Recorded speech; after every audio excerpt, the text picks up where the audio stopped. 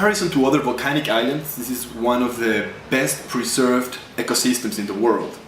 And this only is real because of the work that an entity called the CIGAL in Galapagos is working. They are actually right now the primary entity that works in the quarantine procedures in Galapagos. Well, this involves mainly the control and the documentation of what is transported to the Galapagos, from mainland to the Galapagos. And so in this case, there are three different areas of interest. There are, first, the allowed products to be transported to the Galapagos, the restricted products to be transported to the Galapagos, and also the non-allowed products. In case of the allowed products, they can go with minor inspections, but in case of specifically the restricted products, they usually have to go through hydrothermal procedure before being authorized to go to the Galapagos, and also, you know, the quarantine zone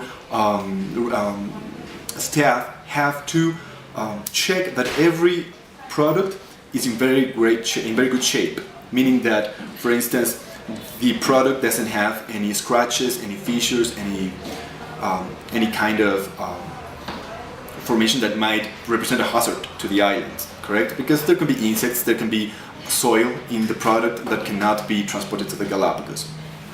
So in case of the non-allowed products, the non-allowed products under no circumstance will be transported to the Galapagos. And this is, for instance, the case of fertilized eggs, or the blackberry, which is very aggressive. It spreads very rapidly in the Galapagos, and many animals consume this particular product and this particular fruit.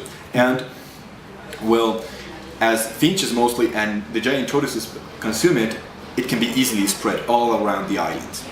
So maybe more examples about the allowed products and the restricted products, yes, are, for instance, in the restricted products, the non-fertilized eggs. There is an